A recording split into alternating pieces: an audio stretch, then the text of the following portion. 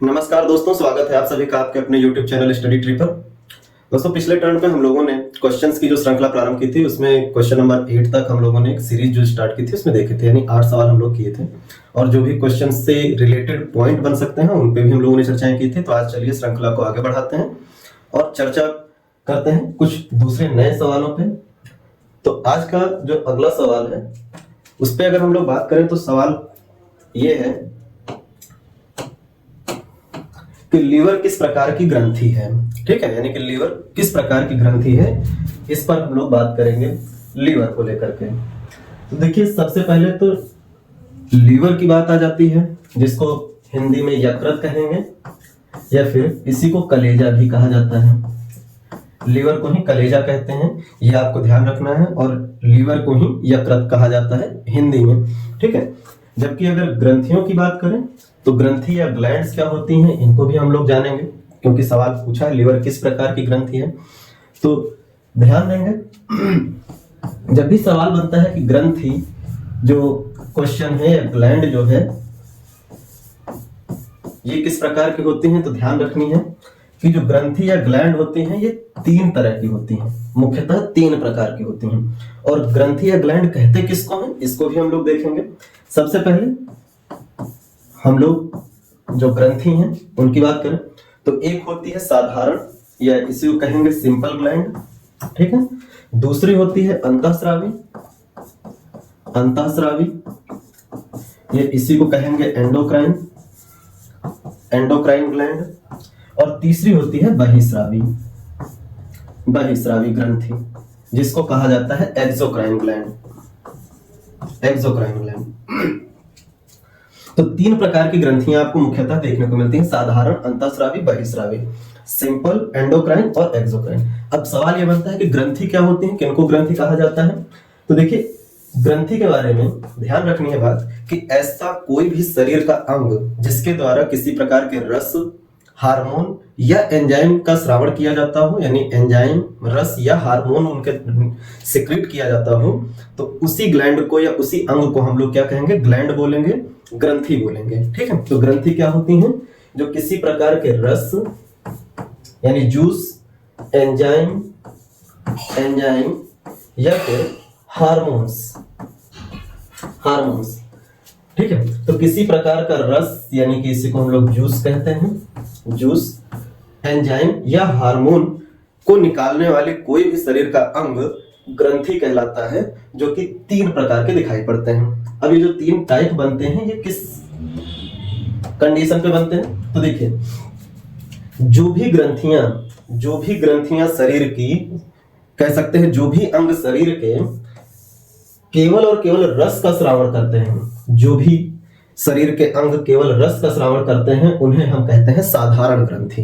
ठीक है, ग्रंथियां क्या होती हैं, शरीर के वे अंग जो किसी प्रकार के रस, एंजाइम या हार्मोन स्रावित करते हैं, सिक्रीट करते हैं, उन्हें हम ग्रंथि कहते हैं।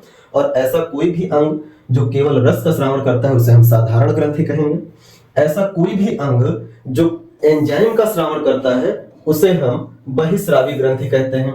ठीक है, अगर हम लोग बात करें तो एंजाइम का स्रावण करने वाले जो भी ग्रंथियां होती हैं उन्हें हम बहिस्रावी ग्रंथि कहते हैं। और ऐसे कोई भी अंग जो हार्मोन का स्रावित करते हैं उन्हें हम अंतःस्रावी ग्रंथि कहते हैं। ठीक है, तो हार्मोन स्रावित करने वाले जो भी अंग होते हैं उन्हें अंतःस्रावी, एंजाइम स्रावित करने वाले जो भी ग्रंथि होते हैं उन्हें बहिस्रावी, और रस का स्रावण करने वाले साधारण ग्रंथि कहलाते हैं। अब जैसे बात कर ले, सवाल यह है कि लीवर किस प्रकार की ग्रंथि है, लीवर किस प्रकार की ग्रंथि है। ठीक है, तो इसकी अगर हम लोग बात करें तो लीवर से ध्यान रखिएगा कोई एंजाइम या रस नहीं स्रावित होता है। लीवर केवल और केवल एक रस स्रावित करता है जिसे हम लोग जानते हैं पित्त रस या बाइल जूस के नाम से। ठीक है, लीवर एक जूस बनाता है, एक रस बनाता है, बाइल जूस या पित्त रस, जो लीवर से स्रावित होता है, यकृत से निकलता है और पित्ताशय यानी गॉल ब्लैडर में कलेक्ट होता है, एकत्रित होता रहता है। तो पित्ताशय जो होता है, गॉल ब्लैडर या बाइल डक्ट भी कहा जाता है, वहां बाइल जूस कलेक्ट होता है, इकट्ठा होता है, जबकि बाइल जूस सिक्रीट कहां से होता है, निकलता कहां से है, तो यकृत से होता है। और यकृत इस रस को उत्सर्जित करता है, इस रस को स्रावित करता है, इसीलिए यकृत की बात करें तो यकृत किस प्रकार का ग्रंथि कहलाता है, साधारण ग्रंथि कहलाता है। ठीक है, यकृत किस प्रकार की ग्रंथि होता है, साधारण ग्रंथि होता है। ध्यान रखेंगे, सवाल ये कई बार पूछा गया है कि कौन सा अंग है या कौन सा ग्रंथि है जो किसी प्रकार के रस या एंजाइम का स्रावण नहीं करता है, किसी प्रकार के एंजाइम या हार्मोन का स्रावण नहीं करता है। तो यकृत, यकृत केवल पित्तरस का स्रावण करता है, यानी एक जूस का स्रावण करता है। ये बात ध्यान रखेंगे। इसके अलावा अंतःस्रावी जो ग्रंथियां हैं, इसके आधार पे सवाल बनते हैं। देखिए, जब सभी ग्रंथियों की बात करते हैं, चाहे साधारण हो, अंतःस्रावी हो, बहिस्रावी हो, इन सभी ग्रंथियों की बात करते हैं तो सबसे बड़ी ग्रंथि जो होती है वो यकृत ही होती है। तो यकृत से रिलेटेड ये पॉइंट आप ध्यान रख सकते हैं कि यकृत जो होती है वो सबसे बड़ी ग्रंथि होती है, सबसे बड़ी ग्रंथि होती है। ठीक है, सबसे बड़ी ग्रंथि क्या है? यकृत है सभी ग्रंथियों में, चाहे साधारण, अंतःस्रावी, बहिस्रावी। लेकिन अगर जब सवाल पूछा जाता है सबसे बड़ी अंतःस्रावी कौन सी होती है और सबसे छोटी अंतःस्रावी कौन सी होती है, तो अंतःस्रावी ग्रंथियां कौन होती हैं? जो हार्मोन निकालती हैं। तो सबसे बड़ी अंतःस्रावी की बात कर ले, ठीक है, बड़ी अंतःस्रावी, अंतःस्रावी तो नाम निकल के आता है थायराइड ग्रंथि। थायराइड जो थायरॉक्सिन हार्मोन का स्रावण करती है, ठीक है, थायराइड ग्रंथि, थायराइड ग्रंथि ये सबसे बड़ी अंतःस्रावी ग्रंथि होती है। अब यहीं पे बात करें सबसे छोटी अंतःस्रावी ग्रंथियां कौन सी होती हैं? अंतःस्रावी ग्रंथि कौन होती है? तो ध्यान रखेंगे, सबसे छोटी अंतःस्रावी ग्रंथि होती है पीयूष ग्रंथि या पिट्यूटरी ग्लैंड। ठीक है, पीयूष ग्रंथि या पिट्यूटरी ग्लैंड, पिट्यूटरी ग्लैंड। और इसी को ध्यान रखना है, इसी को कहा जाता है मास्टर ग्रंथि, मास्टर ग्रंथि। सवाल कहते हैं मास्टर ग्रंथि किसको कहा जाता है? तो पीयूष ग्रंथि को कहा जाता है, क्योंकि पीयूष ग्रंथि से सर्वाधिक मात्रा में जो हार्मोन्स हैं हमारे शरीर के वो रिलीज होते हैं। इन पे हम लोग चर्चाएं करेंगे जब ग्रंथियों पे डिटेल में बात करेंगे तब। अभी के लिए केवल आप ध्यान रखेंगे कि जब ग्रंथियों में सबसे बड़ी ग्रंथि बोली जाती है तो यकृत है, जो कि एक साधारण ग्रंथि है क्योंकि ये रस स्रावित करता है। ग्रंथियां 3 प्रकार की होती हैं, रस स्रावित करने वाली साधारण, हार्मोन स्रावित करने वाली अंतःस्रावी, एंजाइम स्रावित करने वाली बहिस्रावी। अब अंतःस्रावी में कुछ जैसे नाम आपके एग्जांपल में, एक तो थायरॉक्सिन हो गया, पीयूष ग्रंथि हो गया, इसके अलावा अधिवृक्क या एड्रिनल ग्लैंड हो गया। तो इस तरीके से जो ग्रंथियां हैं वो आपकी अंतःस्रावी में आ जाती हैं। यही बहिस्रावी की बात करें तो इसमें जैसे की बात करें स्वेट ग्लैंड यानी कि पसीने की जो ग्रंथियां हैं, फिर लैक्राइमल ग्लैंड जिसको अश्रु की ग्रंथियां कहा जाता है, मिल्क ग्लैंड जिसको हम लोग दूध ग्रंथियां कहते हैं, ये सब जो आपको देखने को मिलती हैं ये सब बहिस्रावी ग्रंथियां हैं। ठीक है, तो बहिस्रावी ग्रंथियों में हम लोग बात करते हैं तो इनका काम होता है एंजाइम का स्रावण करना। फिर ध्यान रखेंगे, तो इतनी सारी बातें आपको ध्यान रखनी है। अब यहां से शब्द आया है कि यकृत को कलेजा कहा जाता है, तो गुर्दा किसको कहा जाता है? क्योंकि सवाल इसी तरह से बन जाते हैं। तो ध्यान रखिएगा, यकृत को कलेजा कहा जाता है, जबकि किडनी को बात करें, वृक्क या किडनी की बात करें, किडनी की बात करें तो इसको ही कहा जाता है गुर्दा, गुर्दा। ठीक है, ये पॉइंट एक्स्ट्रा में ध्यान रखेंगे। ठीक है, यकृत को कलेजा, किडनी को गुर्दा कहा जाता है। आज के लिए इतने पॉइंट इस क्वेश्चन को लेकर के ध्यान रखिएगा, ये सारे पॉइंट। फिर बढ़ते हैं अब नए सवाल पे। अब नेक्स्ट सवाल है कि पौधों में श्वसन का अंतिम उत्पाद क्या होता है। अब ध्यान रखेंगे, पौधों में प्रक्रिया जो चलती है वो श्वसन की भी होती है और प्रकाश संश्लेषण की भी होती है। यहाँ श्वसन पूछा है, कई बार बोल देता है कि पेड़ पौधे प्रकाश संश्लेषण की प्रक्रिया में कौन सी गैस ग्रहण करते हैं, तो लोगों का जवाब आता है कार्बन डाइऑक्साइड गैस। सॉरी, श्वसन की क्रिया में कौन सी गैस लेते हैं पेड़ पौधे, तो लोगों का जवाब हो जाता है कार्बन डाइऑक्साइड गैस। लेकिन ध्यान रखिएगा, जब भी कहीं पर भी श्वसन की क्रिया आती है, चाहे वो पेड़ पौधे हो चाहे जंतु की बात हो, तो ध्यान रखेंगे श्वसन की क्रिया या सांस लेना सभी जीवों का सबसे मूल लक्षण होता है। यानी कोई भी जीव जो होता है उसका सबसे मूल लक्षण होता है श्वसन, क्योंकि इसी के माध्यम से वो जिंदा रहता है। तो जिंदा रहने वाले जितने भी पदार्थ हैं जिनमें जीवन पाया जाता है, यानी जो जीव होते हैं, वो सभी श्वसन की क्रिया करते हैं। और श्वसन की क्रिया जो होती है, इसमें हर एक जीव जिंदा रहने के लिए कौन सी गैस लेता है? ऑक्सीजन गैस लेता है। ध्यान रखेंगे ये कि श्वसन की क्रिया में ऑक्सीजन गैस लिया जाता है। तो जब पेड़ पौधों से पूछा जाए कि पेड़ पौधे श्वसन की क्रिया में कौन सी गैस लेते हैं, तो ऑक्सीजन लेते हैं। जबकि प्रकाश संश्लेषण की क्रिया में पेड़ पौधे कौन सी गैस लेते हैं, तो कार्बन डाइऑक्साइड लेते हैं। अब सवाल यहाँ पे है, पौधों में श्वसन का अंतिम उत्पाद क्या होता है? तो चाहे श्वसन का बोल दें, पौधों में चाहे जीवों में, रिएक्शन एक ही रहता है। और रिएक्शन की बात करें तो ध्यान रखेंगे जब भी श्वसन की क्रिया होती है तो इसमें जो ग्लूकोज होता है शरीर के अंदर बना हुआ ग्लूकोज होता है, क्योंकि श्वसन की क्रिया में हमें ऊर्जा मिलती है, ऊर्जा प्राप्त होती है श्वसन की क्रिया में, और यही वो ऊर्जा होती है जिससे कि हम लोग काम करते हैं। तो काम करने के लिए, जिंदा रहने के लिए जो ऊर्जा मिलती है वो ऊर्जा श्वसन की क्रिया से आती है, जिसमें ग्लूकोज का जो अणु होता है वो ऑक्सीजन गैस की प्रेजेंस में टूटता है, और जब ये टूटता है तो ध्यान रखेंगे बनता है कार्बन डाइऑक्साइड, साथ में जल, और साथ में जो ऊर्जा बनाता है वो ऊर्जा टोटल होती है 38 एटीपी, ठीक है, जो कि इक्वल होती है 686 किलो कैलोरी के। ठीक, अब जो श्वसन की क्रिया में जो ग्लूकोज है ये कहाँ टूट रहा होता है, तो एक सवाल हम लोगों ने देखा था, याद हो अगर आप लोगों को, शायद प्रैक्टिस सेट जो YouTube पे आपको पड़ा हुआ है, प्रैक्टिस सेट नंबर 3 है या 2 है, उसमें एक सवाल था माइटोकॉन्ड्रिया को लेकर के कि पावर हाउस किसको कहा जाता है, तो वहां हमने इसके बारे में थोड़ा सा डिटेल में बात करी है, बहुत ज्यादा डिटेल नहीं की, थोड़ी डिटेल बात की है, जिसमें 38 एटीपी की कुल ऊर्जा जो बनी थी, इसमें से 2 एटीपी हम लोगों ने बात करी थी कि कोशिका द्रव में बनता है ग्लाइकोलिसिस चक्र के माध्यम से, और बाकी की 36 एटीपी ऊर्जा बनती है माइटोकॉन्ड्रिया में क्रेब्स चक्र के माध्यम से, ये वहां पे बात करी थी।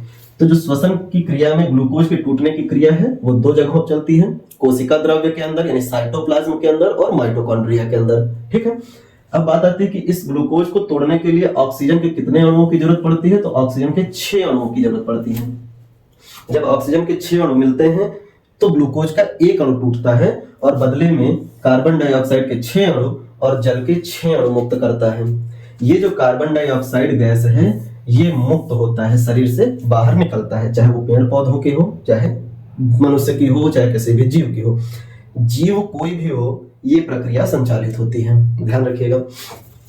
अब ध्यान देंगे, पूछा है श्वसन का अंतिम उत्पाद क्या होता है, तो ग्लूकोज टूटा तो उत्पाद के रूप में क्या बनता है, कार्बन डाइऑक्साइड और जल।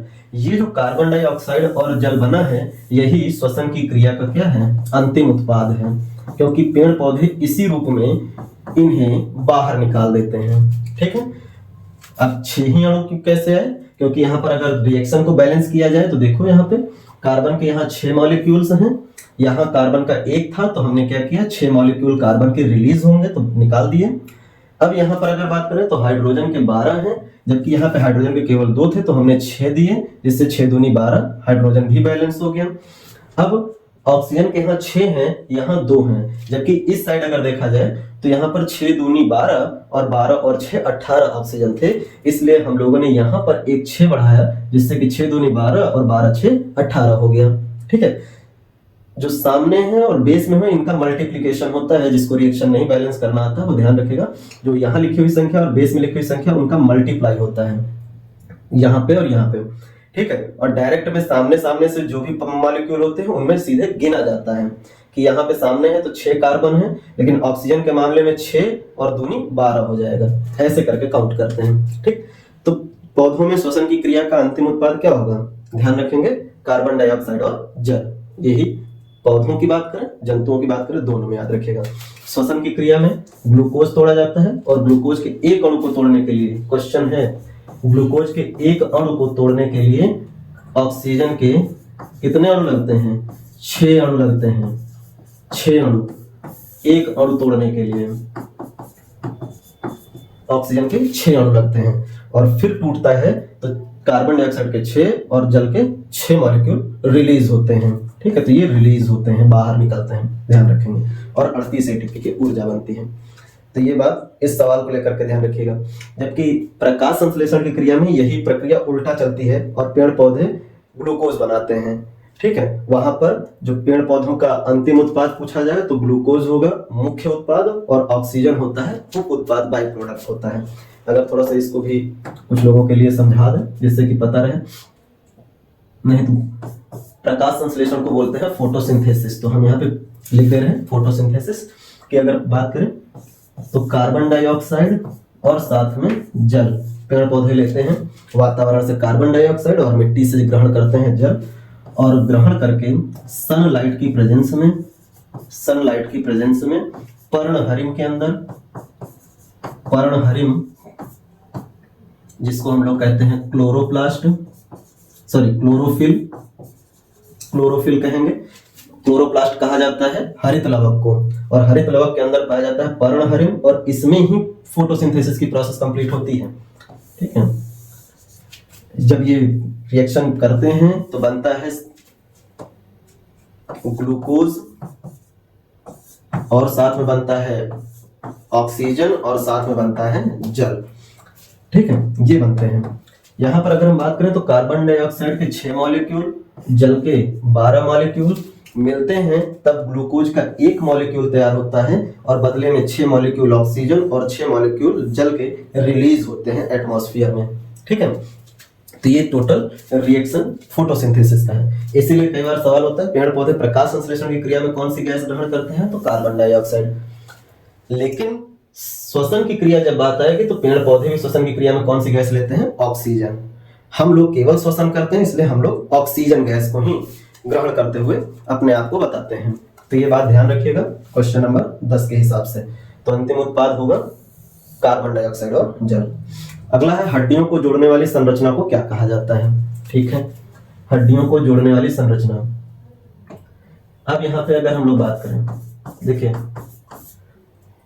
2 तरह की संरचना होती है,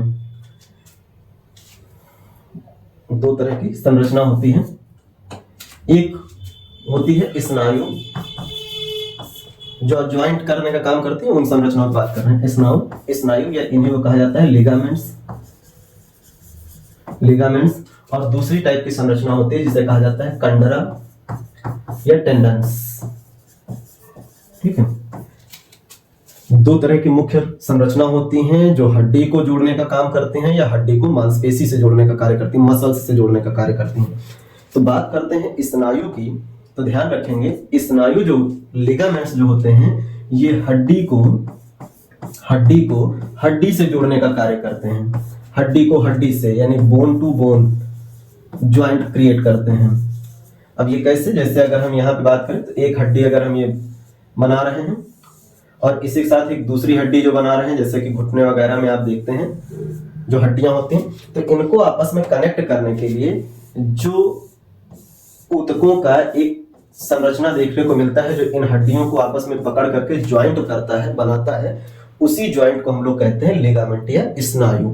ठीक है, यही जो ज्वाइंट हैं ये हड्डियों को आपस में जोड़ के रखते हैं। अगर ये ज्वाइंट कमजोर हो जाते हैं तो हड्डियां बहुत करीब भी आ जाती हैं या दूर दूर हो जाती हैं ज्वाइंट्स के टूटने या कमजोर होने से, जिससे कि चलने फिरने, खड़े होने, इन सब चीजों में प्रॉब्लम क्रिएट होती है। तो लिगामेंट्स के कारण सारी दिक्कतें आती हैं। दूसरा आता है कंडरा। कंडरा क्या काम करता है, तो कंडरा ध्यान रखिएगा, कंडरा जो होता है ये किसी भी हड्डी को उसके ऊपर जो मांसपेशी होती है, मांसपेशी जो होती है, मसल्स, उनसे जोड़ने का काम करता है। यानी बोन को किससे जोड़ता है, मसल्स से जोड़ता है, मसल्स से जोड़ने का काम करता है। यानी कि जो हड्डी है, हड्डी के ऊपर मांस का एक ढांचा चढ़ा हुआ है, तो मांस और हड्डी अगर हम इसी पे कह दें कि इसी पे मांस चढ़ा हुआ है, ठीक है, इस तरह से मांस चढ़ा हुआ है, तो इस मांस को कनेक्ट करने के लिए हड्डी से जो ऊतकों का एक जाल दिखाई पड़ता है, उसी को हम लोग कहते हैं क्या, टेंडन्स या कंडरा। यानी कंडरा के माध्यम से हड्डियां मांसपेशी से चिपकी होती हैं और लिगामेंट्स के माध्यम से 2 हड्डियां आपस में जुड़ी हुई होती हैं जहां ज्वाइंट्स होता है। ठीक है, क्योंकि ज्वाइंट्स के पास से ही हड्डियां एक दूसरे से पृथक करती हैं और उस स्थान पर हड्डी को हड्डी से जोड़ने का काम करते हैं लिगामेंट। जबकि पूरे शरीर पर मांस जो चढ़ा होता है वो हड्डियों से किसके माध्यम से जुड़ा होता है, तो कंडरा यानी टेंडन्स के माध्यम से जुड़ा होता है। ये ध्यान रखिएगा। जबकि अगर इसी जगह से एक सवाल अगर महत्वपूर्ण देखा जाए कि शरीर में कितनी हड्डियां होती हैं, तो आपको ध्यान रखना है कि कह सकते हैं बच्चों में, जब सवाल बोलता है कि बच्चों में कितनी हड्डियां होती हैं, तो आप ध्यान रखेंगे 300 हड्डियां होती हैं बच्चों में। और जबकि अगर बोला जाए वयस्कों में कितनी हड्डियां होती हैं, यानी वयस्क जो होते हैं,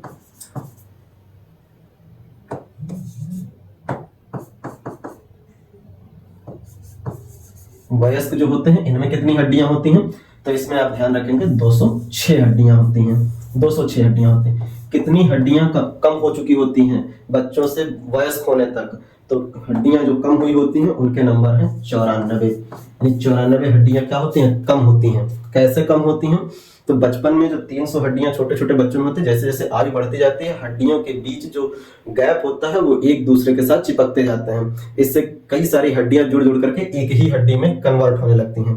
तो इस तरीके से जो टोटल 94 हड्डियां हैं वो आपस में ही जुड़ करके किसी न किसी एक हड्डी में ट्रांसफर हो जाती है। और इस तरीके से जो 300 हड्डियां थी वो 206 बचती हैं। इसीलिए बचपन से ही एथलेटिक्स या कराटे या जो भी बच्चों को सिखाया जाता है, डांस जिसमें शरीर को अधिक लचीला बनाया जा सके, बचपन से ही ट्रेन किया जाता है। क्योंकि बचपन में जो हड्डियां होती हैं वो अलग अलग कह सकते हैं गैप में होती हैं, लेकिन जैसे जैसे शरीर बड़ा होने लगता है तो हड्डियां जुड़ना शुरू कर देती हैं, तो वो लचीलापन हड्डियों के बीच नहीं रह जाता है। इसलिए बचपन में ही अगर ट्रेनिंग दिया जाता है तो वो लचीलापन बना रह जाता है। तो एथलेटिक्स वगैरह या डांस मूवमेंट जो होते हैं वो बचपन से ही सीखने के लिए इसीलिए कहा जाता है, जिससे क्योंकि शरीर में लचीलापन अधिक होता है हड्डियों के न जुड़ने के कारण। और बड़े होने पर हड्डियां जुड़ चुकी होती हैं तो लचीलापन समाप्त हो चुका होता है। वहीं जब यहाँ बात करें कि मांसपेशी की संख्या कितनी होती है, शरीर के अंदर मांसपेशियों की संख्या कितनी होती है, तो जो एग्जैक्ट डाटा लिखा जाता है वो है 639। तो 639 मांसपेशियां आपको शरीर के अंदर दिखाई पड़ती हैं, ये ध्यान रखिएगा। तो इसका जवाब होगा हड्डी को हड्डी से जोड़ने वाली संरचना क्या कहलाती है, तो हड्डी को हड्डी से जोड़ने वाली संरचना स्नायु या लिगामेंट कहलाती है। अगली बात करते हैं। नेक्स्ट सवाल है कि तालाब में एक मछली 20 सेंटीमीटर की गहराई में तैरती हुई प्रतीत होती है। यदि उस मछली को हाथ से पकड़ना हो तो हाथ कितनी गहराई में ले जाना पड़ेगा। ये क्वेश्चन फिजिक्स का है, ठीक है। फिजिक्स में हम लोग जो अपवर्तन का टॉपिक पढ़ते हैं, रिफ्रैक्शन जो होता है वहां से ये सवाल है, ठीक है। रिफ्रैक्शन या अपवर्तन का टॉपिक भी हम बता दे रहे हैं। अपवर्तन या रिफ्रैक्शन का जो टॉपिक है, इसी टॉपिक के अंतर्गत आप कुछ उदाहरण जैसे पढ़ते हैं ना कि पानी में पड़ा हुआ सिक्का अपनी वास्तविक गहराई से ऊपर दिखाई पड़ता है, या तालाब की या किसी बर्तन में जो उसकी तलहटी होती है, पानी भरे हुए बर्तन में जो तलहटी होती है वो कुछ ऊपर उठी हुई दिखाई पड़ती है। जो पेंसिल, पानी में पड़ी हुई पेंसिल जो है, आधी डूबी हुई पेंसिल जो है वो कुछ टेढ़ी दिखाई पड़ती है, या पानी में तैरता हुआ अंदर से मछली जो है अपनी वास्तविक गहराई से ऊपर उठी हुई दिखाई पड़ती है। तो इस तरह के जो ऑप्शंस होते हैं वो रिफ्रैक्शन के ही ऑप्शन मतलब उदाहरण है, एग्जाम्पल है, ये ध्यान रखना। वहीं से ये क्वेश्चन है कि अगर एक मछली है जो तालाब में 20 सेंटीमीटर की गहराई में तैर रही है, तैरती हुई प्रतीत होती है, इसका मतलब मछली कुछ ऊपर दिखाई दे रही है, यानी ये उसकी आभासी प्रतिबिंब की बात कर रहे हैं। तो मछली को पकड़ने के लिए हाथ कितनी गहराई में ले जाना पड़ेगा, यानी कि वास्तव में मछली पकड़ना है तो मछली वास्तव में कितनी गहराई में तैर रही है, ये तो उसकी परछाई है। क्योंकि रिफ्रैक्शन कहता है कि अगर पानी में कुछ भी डला हुआ हो, पानी है अगर पानी में कुछ भी पड़ा हुआ है, रिफ्रैक्शन का रूल है कि अगर हम यहाँ पे नीचे तलहटी में भी सिक्का डाल दें तो सिक्का यहाँ ना दिखाई दे करके इसकी तलहटी भी थोड़ी ऊपर दिखाई पड़ेगी और इसका सिक्का भी ऊपर यहाँ दिखते हुए प्रतीत होगा अगर कोई यहाँ से ऑब्जर्व करे तो, ठीक है। इस जगह से अगर कोई ऑब्जर्व करता है ऑब्जर्वर, तो पानी में उसको जो डला हुआ सिक्का है वो वास्तविक गहराई से ऊपर दिखाई पड़ता है। तो इसी प्रक्रिया को बताया कि मछली यहाँ तैर रही है इस जगह पर, जो कि 20 सेंटीमीटर की गहराई में तैरते हुए दिखाई पड़ रही है, यानी यहाँ से यहाँ 20 सेंटीमीटर की गहराई में तैरते हुए दिखाई पड़ रहे हैं। तो वास्तव में मछली किस गहराई में तैर रही है वो पूछा गया है। तो इसको सॉल्व करने के लिए हम लोग एक फॉर्मूला यूज करते हैं, और फॉर्मूला क्या होता है, फॉर्मूला है अपवर्तनांक बराबर वास्तविक गहराई बटे आभासी गहराई।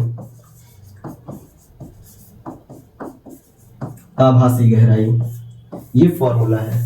इसी फॉर्मूले को लगाते हैं और किसी भी कह सकते हैं सिक्के की, मछली की या तलहटी की जो गहराई है उसको हम लोग ज्ञात करते हैं। अब यहाँ जो अपवर्तनांक है वो ध्यान रखना है, पानी का अपवर्तनांक ही रखा जाएगा, पानी का अपवर्तनांक।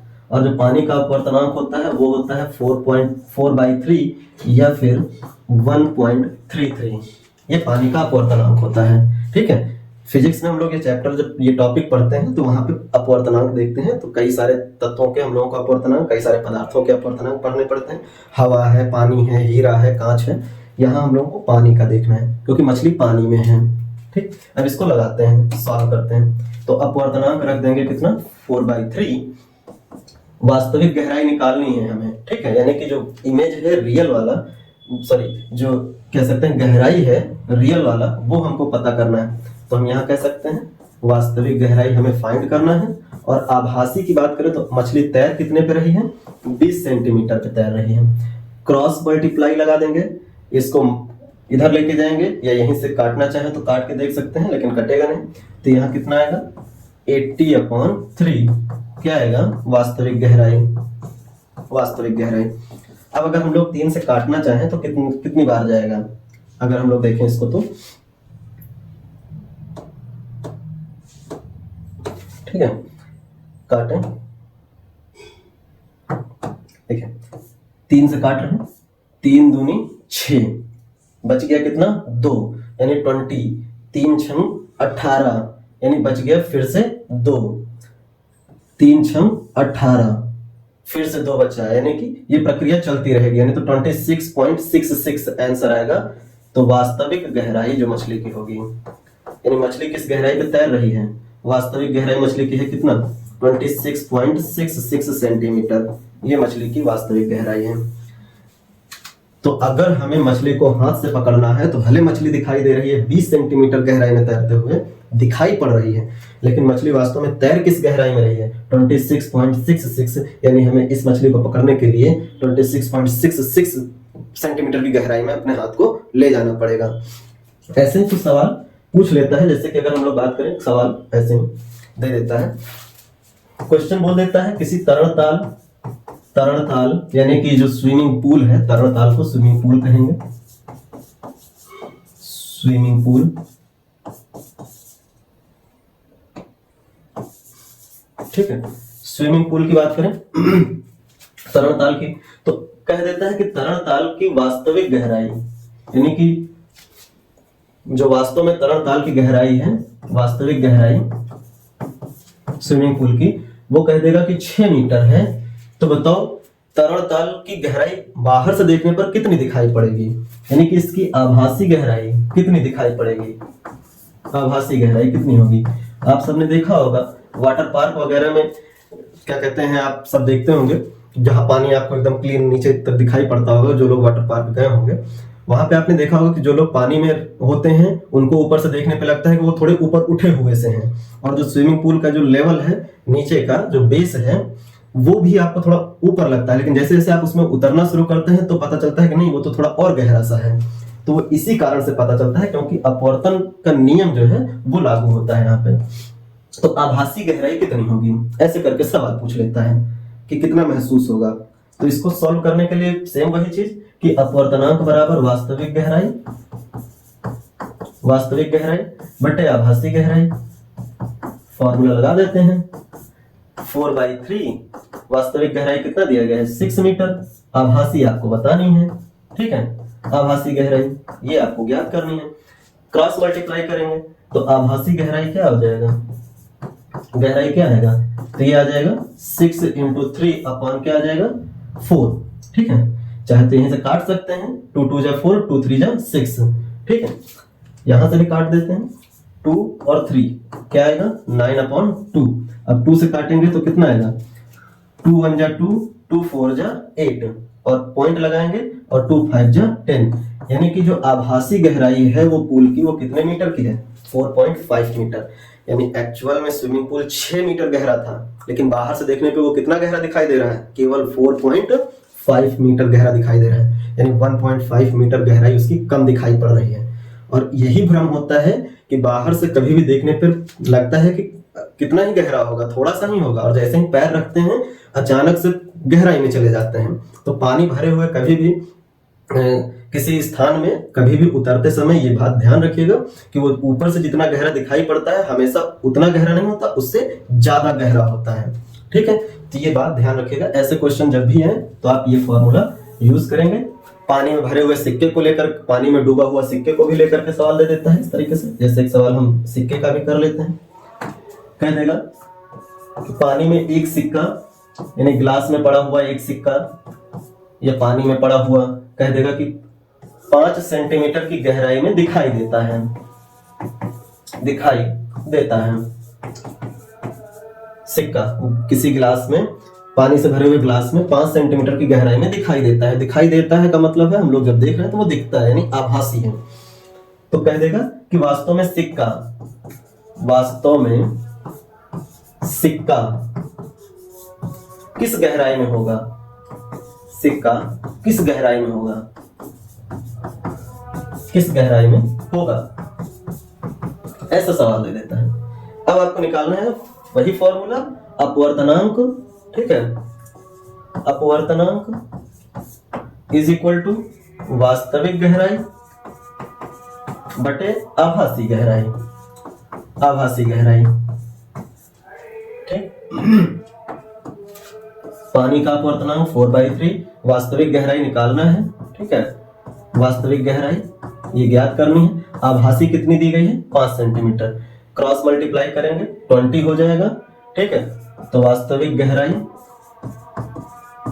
इज इक्वल क्या हो जाएगा, 20/3। काट देंगे, काटेंगे तो कितनी बार जाएगा, तो 6 बार जाएगा, यानी 3 6 18 और बचेगा 2 पॉइंट, फिर 6 आएगा क्योंकि 18 है। तो वास्तव में जो वास्तविक गहराई है, ठीक, वास्तविक गहराई ये आपको दिखाई देगी कितनी, 6.6 सेंटीमीटर। यानी सिक्का भले ही आपको दिखाई दे रहा था 5 सेंटीमीटर का की गहराई में, लेकिन वास्तव में वो किस गहराई में पड़ा हुआ है, 6.6 सेंटीमीटर की गहराई में पड़ा हुआ है। गहराई थोड़ा सा ऊपर दिखाई पड़ता है, यानी कि उठा हुआ सिक्का दिखाई पड़ता है, ये ध्यान रखिएगा। तो ऐसे कोई सवाल रहेंगे, आप उम्मीद है कि अब आप कर लेंगे, इसमें कोई दिक्कत नहीं होगी। नेक्स्ट सवाल देखते हैं। अगला सवाल है कि किस अंग में इंसुलिन का निर्माण होता है, इंसुलिन का निर्माण किस अंग में होता है। तो अभी हम लोगों ने यकृत के बारे में देखा था, यहाँ पे बात आएगी इंसुलिन किस अंग में निर्मित होता है, तो जवाब बनता है अग्नाशय, अग्नाशय यानी पैनक्रियाज, पैनक्रियाज। ये जो अग्नाशय पैनक्रियाज है, यहाँ पर इंसुलिन का निर्माण होता है। जब इसकी अगर हम लोग बात करें तो देखिए, हम लोग जब पाचन तंत्र पढ़ते हैं, पाचन तंत्र, तो इस तरीके से हम लोग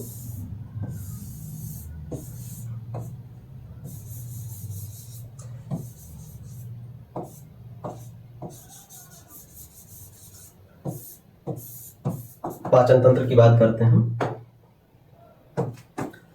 यहाँ पे आपको ऐसे लीवर दिखाई दे जाएगा, यहाँ पे आपको पत्ती के समान संरचना आपको दिखाई देती है जो कि पित्ताशय होता है। यहाँ पर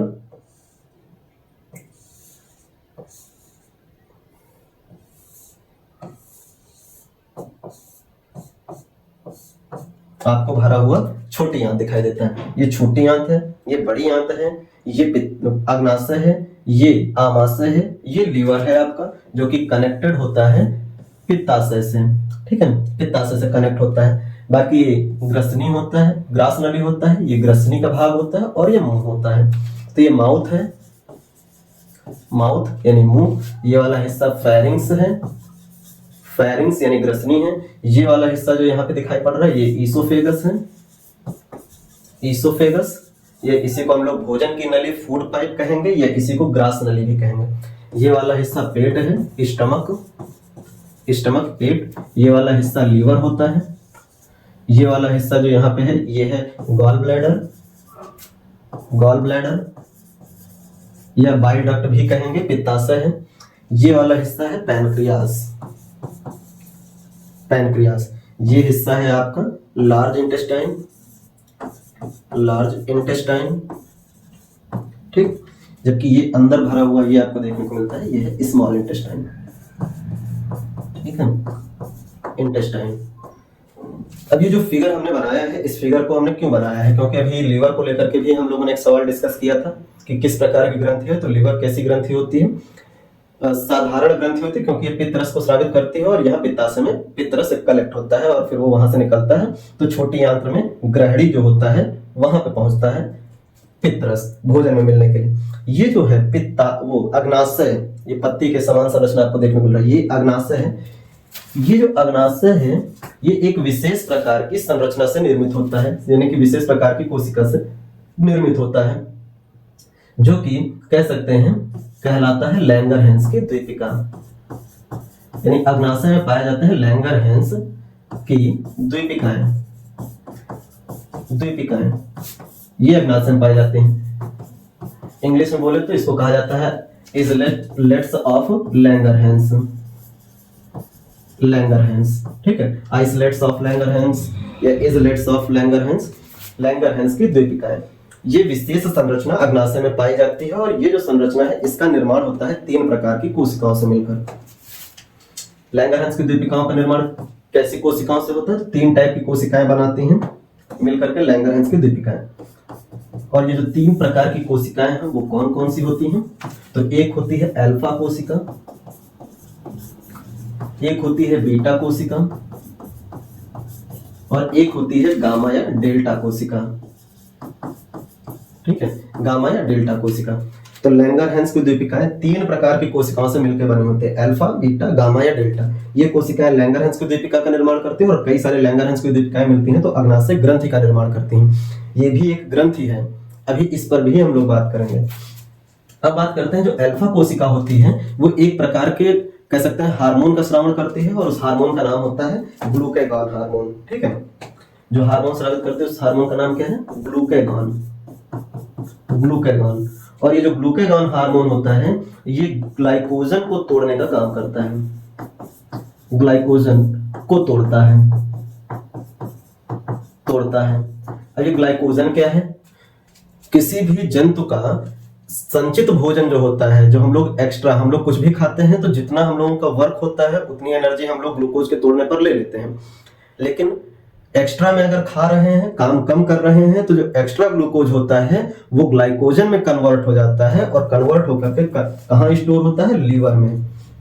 ठीक है, तो हम लोगों का जो फूड है वो लीवर के अंदर स्टोर होता है ग्लाइकोजन के रूप में। सवाल पूछा जाता है मनुष्य या जंतुओं का संचित भोजन या स्टोर्ड फूड कौन सा होता है? तो ग्लाइकोजन होता है। और यही ग्लाइकोजन जब हमको भोजन नहीं मिलता है, भोजन की कमी होती है या व्रत रहते हैं, भूख होती है, लंबे समय तक खाना नहीं मिलता है, तो जो यकृत में स्टोर्ड ग्लाइकोजन है उसी ग्लाइकोजन को अल्फा कोशिका से निकलने वाला ग्लूकागॉन हार्मोन तोड़ देता है पुनः ग्लूकोज में। और ग्लूकोज में टूटने के बाद वो ग्लूकोज हमें ऊर्जा प्रदान करता है तब तक जब तक कि हम नए सिरे से पुनः ग्लूकोज को बाहर से ग्रहण करना प्रारंभ न कर दें या फिर जब तक यहाँ पर खत्म ना हो जाए। जब संचित ग्लाइकोजन समाप्त हो जाता है तब जो फैट होता है, जो जमा हुआ फैट है वो टूटना शुरू करता है और वो एनर्जी देता है। फैट भी समाप्त हो जाता है और हमें भोजन नहीं मिल रहा होता है तब प्रोटीन जिससे हमारी कोशिकाएं निर्मित होती हैं वो टूटना शुरू कर देता है। इसीलिए जब लंबे समय तक भूखा कोई रहता है, कई दिनों से भूखा रहता है, तो पहले तो शुरू में उतनी ज्यादा दिक्कत नहीं होती है क्योंकि ऊर्जा जो लीवर में स्टोर है ग्लाइकोजन के फॉर्म में वही टूट के ग्लूकोज में कन्वर्ट हो रहा है और उससे हमको काम चलने के भर का ऊर्जा मिल जाती है। लेकिन 5-6 दिन, 7 दिन, 10 दिन तक कुछ भी खाने को मिला ही नहीं तो जो स्टोर्ड फूड है वो भी खत्म हो चुका है। अब फूड कहाँ से है, एनर्जी कहाँ से है? तो जो हम लोगों की बॉडी में जमी हुई है फैट, जो वसा लिपिड के फॉर्म में, वही टूटना शुरू करता है और हमारा शरीर पतला होता चला जाता है, दुबले पतले होते चले जाते हैं। खाना और लंबे समय तक ना मिले तो हमारी त्वचा में सिकुड़न क्रिएट होने लगता है, झुर्रियां आने लगती हैं। कारण क्या होता है कि जो प्रोटीन होता है वो भी अब टूटना शुरू कर देता है और ऐसी प्रक्रिया जब होती है जिसमें प्रोटीन भी टूट जाती है, एक टाइम पर ऐसा आता है कि शरीर में जो भी कुछ संचित था जिससे ऊर्जा मिल सकती थी वो समाप्त हो गया है। अब ऊर्जा देने के लिए कुछ बचा नहीं है तो हमारे शरीर को ऊर्जा मिलती नहीं है और जिसको जब ऊर्जा पूरी तरह खत्म हो जाती है, कहीं ऊर्जा नहीं मिलती है, तो शरीर धीरे धीरे काम करना बंद कर देता है और व्यक्ति या जंतु की मृत्यु हो जाती है। तो ध्यान रखेंगे, कंडीशन यही बनता है। तो जो शरीर में संचित भोजन है, मनुष्य का हो या किसी भी जंतु का हो, वो कहलाता है ग्लाइकोजन, संचित भोजन। और इसी ग्लाइकोजन को वापस ग्लूकोज में तोड़ने का काम करता है ग्लूकागॉन हार्मोन, जो कि अल्फा कोशिका से निकलता है अग्नाशय की। दूसरा निकल के आता है बीटा कोशिका। बीटा कोशिका से एक हार्मोन निकलता है जिसे कहा जाता है इंसुलिन हार्मोन। ठीक है, इंसुलिन हार्मोन निकलता है बीटा कोशिका से। इसको लेकर के कई तरह के सवाल बनते हैं इंसुलिन, क्योंकि इंसुलिन का काम होता है रक्त में शर्करा की मात्रा का नियंत्रण करना। रक्त में शर्करा की मात्रा का नियंत्रण करना। अब रक्त में शर्करा की मात्रा का नियंत्रण करने से मतलब है कि इंसुलिन ही शुगर के लेवल को कंट्रोल करती है ब्लड के अंदर। इसको ऐसे करें तो ध्यान रखेंगे, एक रिलेशन बनता है इंसुलिन और शर्करा का, और ये रिलेशन बनता है इनवर्सली प्रोपोर्शनल का शर्करा का। इनवर्सली प्रोपोर्शनल रिलेशन का मतलब ये होता है कि अगर इंसुलिन की मात्रा ब्लड के अंदर बढ़ी तो इंसुलिन बड़ी मात्रा में शुगर को पचाने का काम कर देगी, जिससे रक्त में शर्करा की मात्रा क्या हो जाएगी, कम हो जाएगी। ठीक है, इंसुलिन अगर ज्यादा निकलेगी तो ज्यादा रक्त में शर्करा जो है उसको पचा देगी, और ज्यादा मात्रा में शर्करा का पाचन हो जाएगा तो ब्लड में शर्करा की क्या हो जाएगी, कमी हो जाएगी। और जब ये प्रक्रिया आती है जिसमें ब्लड में शर्करा की मात्रा में कमी आ जाए, रक्त में शर्करा की मात्रा कम हो जाती है, तो एक रोग होता है जिसे कहा जाता है हाइपोग्लाइसीमिया। ये रोग होता है, रोग हो जाता है। इस रोग में ही चक्कर आने लगते हैं, कह सकते हैं आंखों के सामने अंधेरा छाने लगता है, एक कई बार धुंधला पूरा विजन हो जाता है, और ऐसी प्रक्रिया में थोड़े थोड़े समय पे कुछ मीठा खाने की जरूरत पड़ती है। तो यहां ध्यान रखेंगे, वो रोग होता है हाइपोग्लाइसीमिया, जिसमें इंसुलिन शरीर में ज्यादा बनता है, शर्करा का लेवल कम हो जाता है, जिससे कि हमें कुछ मीठा लेने की जरूरत पड़ती है। अदरवाइज आंखों के सामने विजन जो होगा हम लोगों का वो धुंधला हो जाएगा, सही से दिखाई नहीं पड़ेगा, चक्कर आएगा, बेहोशी होगी। ये कंडीशन बनती है। दूसरी कंडीशन बनती है सेम यही, इंसुलिन और शर्करा का रिलेशन हम लोग दिखा रहे हैं। इंसुलिन और शर्करा का रिलेशन, शर्करा एक दूसरे के साथ इनवर्सली प्रोपोर्शनल होते हैं। तो इंसुलिन की मात्रा अगर कम निकले शरीर में जो इंसुलिन निकलना चाहिए, एक होता है कि इंसुलिन एक लेवल तक निकलता है और लेवल तक शर्करा को मेंटेन करता है, जिससे कि शर्करा और इंसुलिन ये दोनों ब्लड में आवश्यकता अनुरूप बने रहते हैं। लेकिन अगर इंसुलिन ज्यादा निकल जाए तो ज्यादा शर्करा का पाचन कर देगी, इससे रक्त में शर्करा कम हो जाती है। दूसरी कंडीशन बनती है कि अगर इंसुलिन कम निकले तो शर्करा बढ़ता चला जाता है, क्योंकि कम शर्करा का पाचन होगा, और ब्लड में शर्करा का पाचन अगर कम होगा तो एक तो शर्करा पहले से कम पच रहा है, ऊपर से हम लोग और बाहर से स्टार्च या फिर कार्बोहाइड्रेट खा रहे होते हैं, आलू चावल मक्का कुछ भी खा रहे होते हैं, जिस गेहूं वगैरह, जिनमें स्टार्च या फिर कह लो कि किसी प्रकार का कार्बोहाइड्रेट मौजूद है। ठीक है, मीठा कुछ भी हो, वो लगातार अगर खाते जा रहे हैं तो ब्लड में लगातार शर्करा बढ़ता जा रहा है, शुगर बढ़ता जा रहा है, इंसुलिन निकल ही नहीं रहा है उतना उस शर्करा को मेंटेन करने के लिए। तो जब इंसुलिन की कमी हो जाती है तो ब्लड में शर्करा की मात्रा क्या होने लगती है, बढ़ने लगती है। और ऐसी कंडीशन जब आती है जिसमें ब्लड के अंदर शर्करा बढ़ जाती है मात्रा में, तो रोग निकल के आता है मधुमेह, या इसी को कहा जाता है डायबिटीज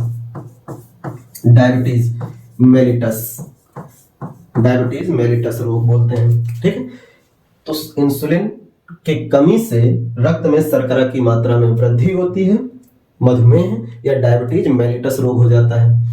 ये जब रोग होता है तो ध्यान रखेंगे, शरीर के अंग में चोट लगने पर, घाव लगने पर वो हिस्सा पकने लगता है, पस बन जाता है उस हिस्से में। इसीलिए किसी को शुगर होता है तो उसके घाव जल्दी भरते नहीं हैं।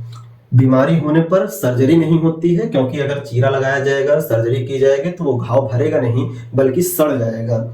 इसीलिए जिनको शुगर हुआ होता है, डायबिटीज रोग होता है, डॉक्टर उनके ऑपरेशन करने से इनकार कर देते हैं। कंडीशन यही होती है, क्योंकि शुगर जब जितना ज्यादा शरीर में रहेगा, आपके शरीर में मीठा कह सकते हैं मीठे का लेवल या शर्करा का लेवल ज्यादा होने के कारण जो कोशिकाएं होंगी वो सड़ना शुरू कर देती है, पस बनाना शुरू कर देती हैं। इसलिए शर्करा का ज्यादा होना भी नुकसानदेह है और कम होना भी नुकसानदेह है, क्योंकि कम होने पर भी आप सही से चल नहीं पाएंगे, सही से देख नहीं पाएंगे, खड़े नहीं हो पाएंगे। ये भी कंडीशन है। तो इसी कंडीशन को कंट्रोल करता है कौन, इंसुलिन। ठीक है, तो ये ध्यान रखिएगा। और इंसुलिन कहां से निकलता है, तो अग्नाशय की बीटा कोशिका से निकलता है, जब सवाल आपसे पूछा जाए। अब इस जगह पर एक बात बताएं तो ध्यान रखेंगे, इंसुलिन की बात आती है तो इंसुलिन की सबसे पहले जो खोज है वो करी थी बैटिंग और बेस्ट नामक वैज्ञानिक ने। ठीक है, बैटिंग और बेस्ट ने इसकी खोज करी थी। और सबसे पहले जो इंसुलिन प्राप्त किया गया था वो इंसुलिन निकाला गया था, इंसुलिन जो सबसे पहले निकाला गया था वो ध्यान रखेंगे निकाला गया था सुअर से। ठीक है, सुअर से सबसे पहले इंसुलिन को प्राप्त किया गया था। ठीक, उसके बाद गाय से भी इंसुलिन को प्राप्त किया गया, तो सुअर से प्राप्त सबसे पहले है, फिर बाद में गाय से भी प्राप्त किया जाने लगा इंसुलिन।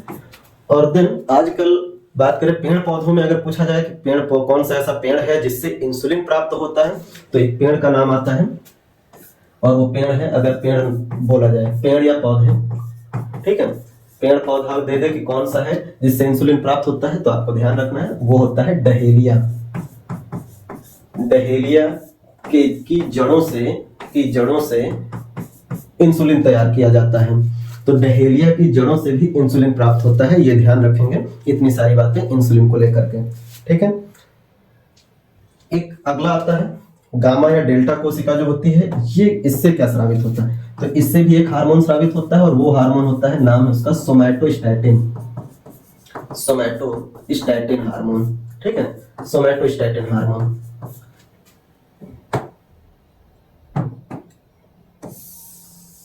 सोमैटोस्टैटिन हार्मोन, अब ये हार्मोन क्या काम करता है, देखिए सोमैटोस्टैटिन हार्मोन जो है ये पाचन की दर को बढ़ाता है, पाचन की दर को बढ़ाता है। जब हम लोग बहुत सारा मेहनत का काम करते हैं, कोई ऐसा काम करते हैं जिसमें हमको ऊर्जा बहुत ज्यादा जरूरी होता है, तो हमारा जो नेचुरल पाचन का लेवल यानी कि डाइजेशन लेवल जो होता है उसको इंक्रीज करने का काम करता है सोमैटोस्टैटिन, जिससे जो डाइजेशन का आवर था वो आमाशय के अंदर ही लगभग खाना 3 से 4 घंटे रहता है, उसके बाद फिर छोटी आंत में जाता है, फिर बड़ी आंत में जाता है। पाचन मुख्यतः मुख से प्रारंभ होता है और छोटी आंत तक चलता है, स्मॉल इंटेस्टाइन तक। लेकिन जो डाइजेशन की ये पूरी प्रक्रिया है इसमें कम से कम 6 से 8 घंटे कंप्लीटली निकल जाते हैं धीरे धीरे, और भोजन सबसे लंबे समय तक आपके आमाशय यानी कि पेट में ही रहता है। जब हमको काम बहुत ज्यादा करना होता है, कोई ऊर्जा ऊर्जा की बहुत जरूरत होती है, तो उस टाइम पे सोमैटोस्टैटिन हार्मोन क्या करता है, उस डाइजेशन के लेवल को इंक्रीज करता है, जिससे जो 6-7 घंटे भोजन को पचने और उससे ऊर्जा मिलने में लगने थे वो घट करके 4 से 5 घंटे या 3 से 4 घंटे का हो जाता है। इसीलिए आप देखते होंगे जब हम लोग बहुत मेहनत का काम करते हैं, बहुत ज्यादा काम करते हैं, तो हमें भूख जल्दी जल्दी लगती है, क्योंकि पाचन तेजी से हो रहा होता है, और तेजी से पाचन कराने का काम कौन करता है, सोमैटोस्टैटिन हार्मोन काम करता है, ये ध्यान रखिएगा। तो ये सारी बात हुई अग्नाशय को लेकर के। तो कहा जाए इंसुलिन का निर्माण कौन करता है, तो अग्नाशय करता है, अग्नाशय की बीटा कोशिका करती है। अब अग्नाशय के बारे में थोड़ा सा ध्यान रखिएगा। अग्नाशय मानव शरीर की दूसरी सबसे बड़ी ग्रंथि है, सेकंड सबसे बड़ी ग्रंथि है, सबसे बड़ी ग्रंथि है। जबकि सबसे बड़ी ग्रंथि अभी बताया था कौन सी है, यकृत। मानव शरीर की सबसे बड़ी ग्रंथि यकृत होती है, वो साधारण ग्रंथि है। अग्नाशय मानव शरीर की दूसरी सबसे बड़ी ग्रंथि है, लेकिन ये जो ग्रंथि है ये मिश्रित प्रकार की ग्रंथि है, मिश्रित यानी मिक्स्ड टाइप, इसको मिक्स्ड ग्लैंड बोलते हैं। मिक्स्ड ग्लैंड क्यों मिश्रित कहते हैं, क्योंकि अग्नाशय जो है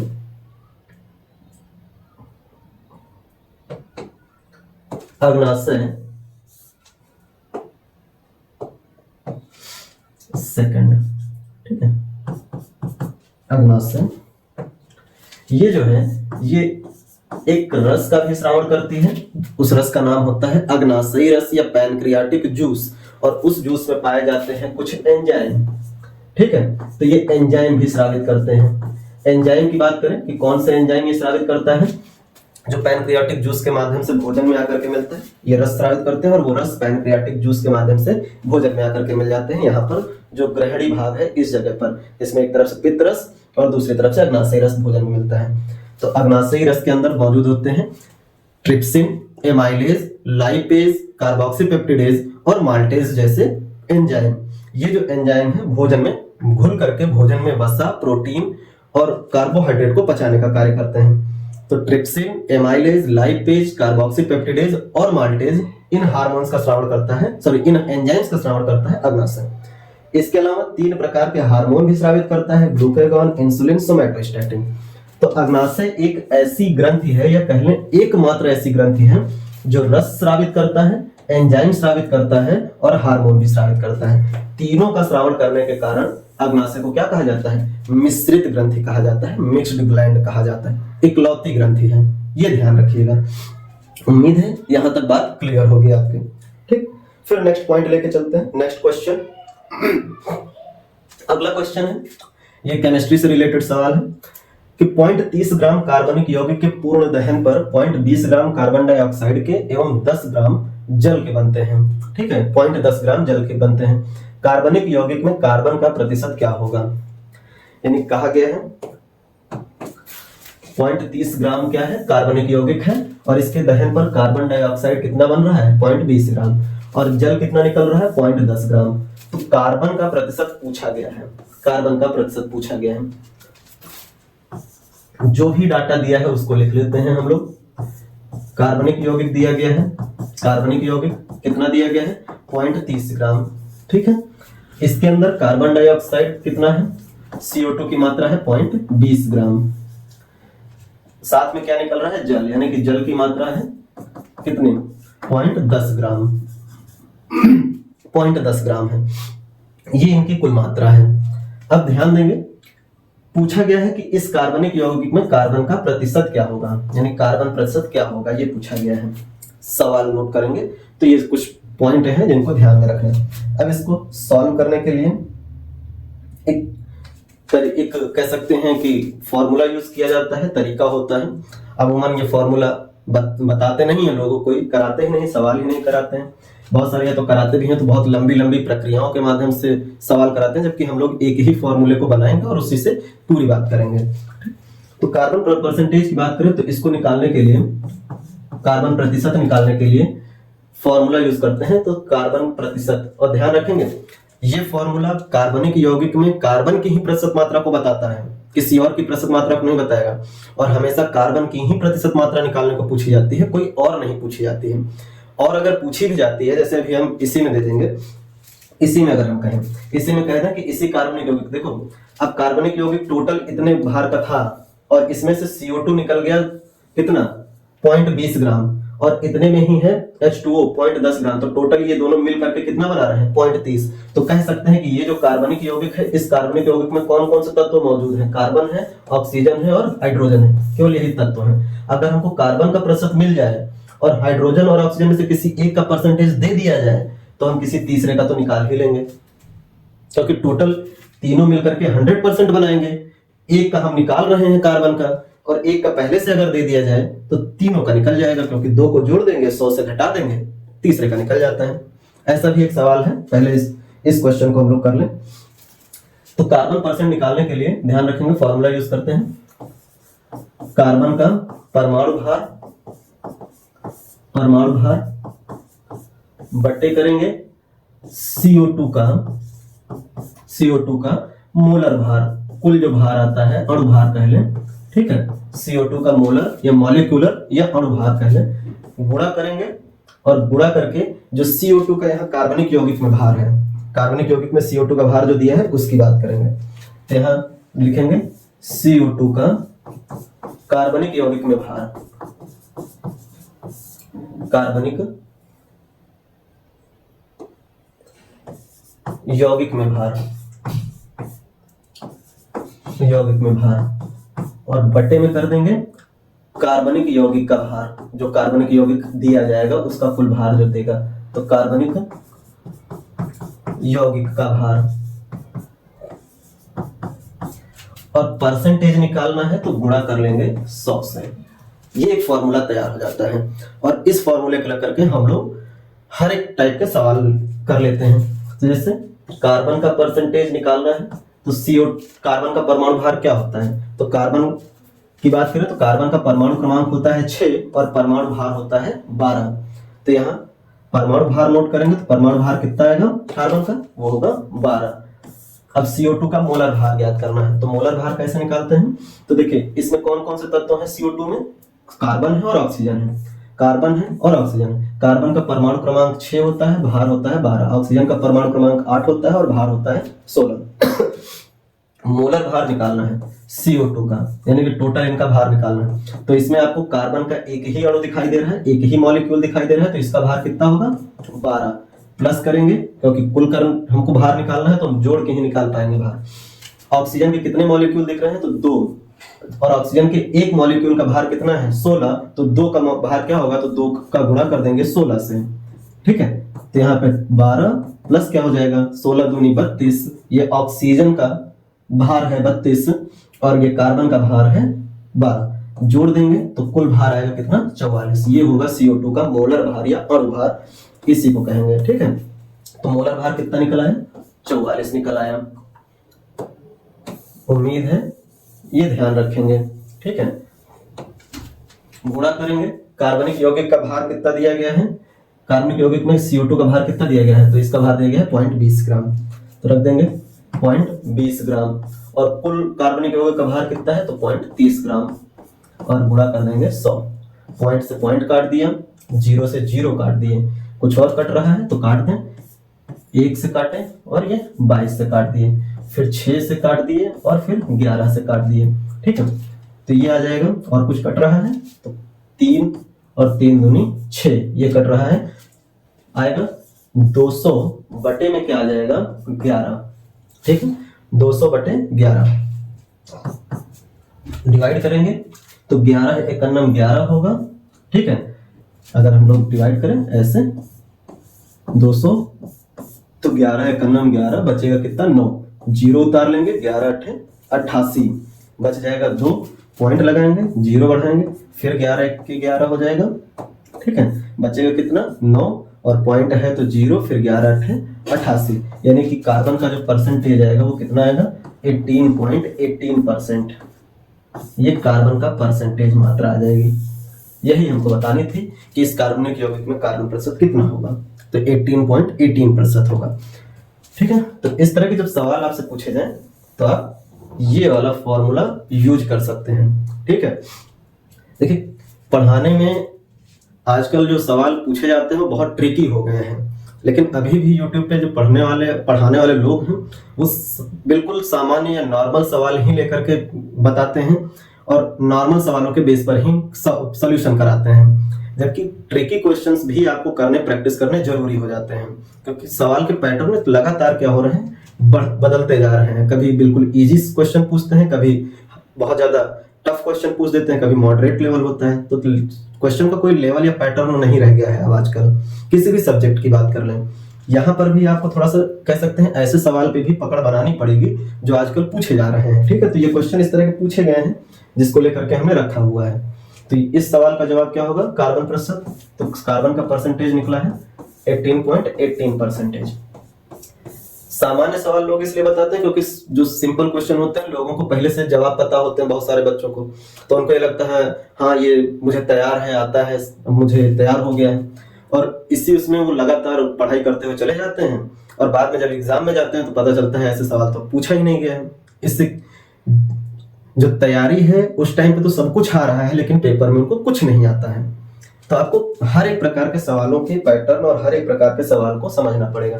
जैसे एक सवाल ये हमने पूछा है, कहा कि एक कार्बनिक यौगिक के 0.24 ग्राम के पूर्ण दहन पर 0.22 ग्राम कार्बन डाइऑक्साइड मिलता है, और यदि इसमें हाइड्रोजन का परसेंटेज 1.66 है तो कार्बन और ऑक्सीजन का प्रतिशत क्या होगा। फिर से वही डाटा यूज कर लेते हैं।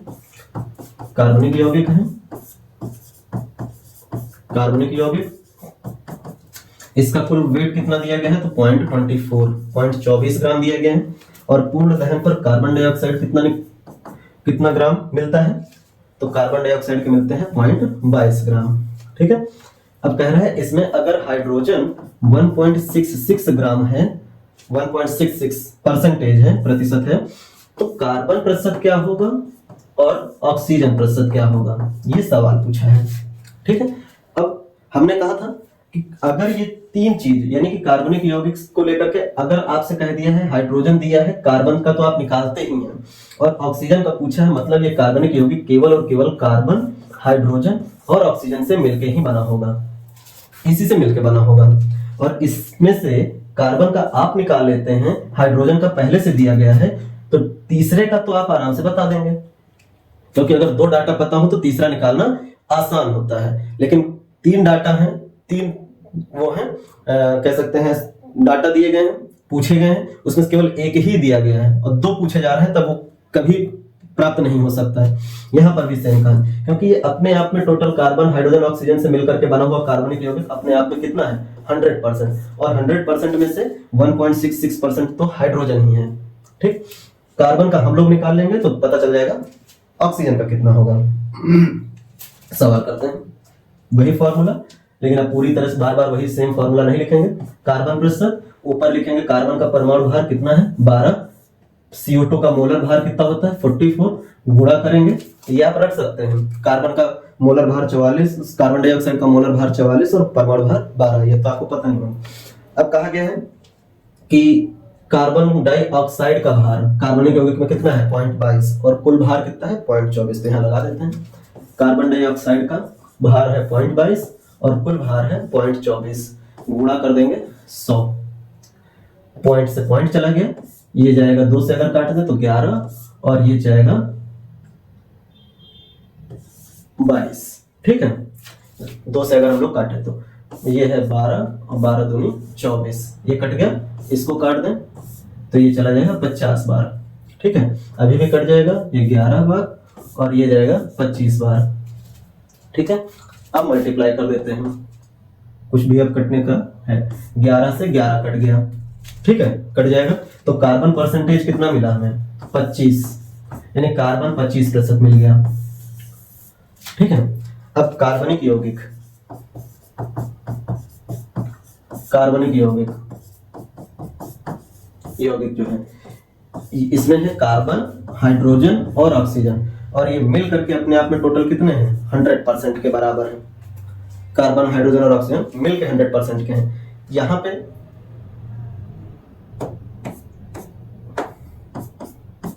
मिल के 100% है, और यहां पे अगर हम लोग बात करें तो कार्बन कितना निकाला हम लोगों ने 25%, हाइड्रोजन का दिया गया है 1.66% और ऑक्सीजन का फाइंड करना है तो बराबर क्या करेंगे 100% के, इनको आपस में जोड़ देंगे तो ये आएगा 26.66 plus oxygen is equal to कितना 100%।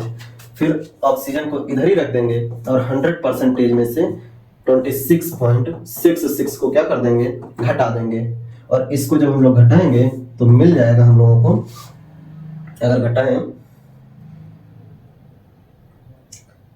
तो 4, ठीक है घटा देते हैं तो 100.00 कर लेंगे और 1 कितना करेंगे 26.66। ठीक है, तो इधर आ जाएगा 10 और फिर ये 9 बचेगा, 10 बचेगा यानी 4 और ये 3, ये पॉइंट यहाँ पे 3 और ये 7।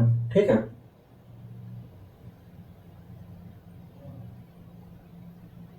ठीक है, तो ये आपको टोटल देखने को मिलता है ऑक्सीजन का परसेंटेज 73.34%। तो हम लोगों को दोनों चीजें मिल गई, कार्बन परसेंटेज कितना होगा इसमें 25%, ऑक्सीजन होगा 73.34% और हाइड्रोजन 1.66% क्वेश्चन में ही दिया गया है। तो ये सवाल इस तरीके से करते हैं। ठीक है, इस पर हम लोग और भी प्रैक्टिस करेंगे, लेकिन अभी इतना ही रखते हैं, आज इतना ही हम लोग रखते हैं। इसके बाद आगे के जो सवाल है उस पर हम लोग चर्चाएं अगले सेशन में करेंगे। आज सवालों की हम लोग प्रैक्टिस जो किए हैं इसमें हम लोगों ने क्वेश्चन नंबर 9 से लेकर के क्वेश्चन नंबर 15 तक के सवाल देखे हैं। ठीक है, तो क्वेश्चन नंबर 9 से क्वेश्चन नंबर 15 तक के सवाल देखें। ऐसे ही सवालों की प्रैक्टिस हम लोग करेंगे और कह सकते हैं कि आप अगर इस तरह से प्रैक्टिस करते हैं और तथ्यों को कलेक्ट करते हैं तो ये आपकी पढ़ाई में बहुत ज्यादा फायदेमंद सिद्ध होगा। ठीक है, तो टॉपिक को भी हम लोग लेके कवर करके चलेंगे, प्रैक्टिस भी करते चलेंगे। ऐसे बहुत सारे सवाल बनाए हुए हैं, बहुत सारे सवाल हमने अलग अलग एग्जाम से उठाए हुए हैं जो यहाँ पर रखे हैं। ऑप्शन हमने किसी का नहीं रखा है, क्योंकि ऑप्शन अगर रख करके बात की जाए तो वहां तो हम सीधे पता ही होता है कि हाँ कौन सा ऑप्शन करेक्ट होगा या कौन सा नहीं होगा। यह आपका ध्यान ऑप्शन पे ना जा करके आपका ध्यान पहले सवाल और उसको लगा करके एक जवाब प्राप्त करने पर हो, ये सबसे बेहतर होता है। ठीक है, तो इसीलिए हम किसी सवाल में ऑप्शन नहीं रखें और ऐसे ही सवाल आपको मिलते जाएंगे। अभी बहुत सारे सवाल की श्रृंखला इसी में कंटिन्यू चलेगी। तो आज इतना ही रखते हैं, आप ध्यानपूर्वक पढ़ें और जहां किसी क्वेश्चन में या किसी की बात को समझने में डाउट हो वहां आप कमेंट करके बता सकते हैं। आज इतना ही रखते हैं, धन्यवाद।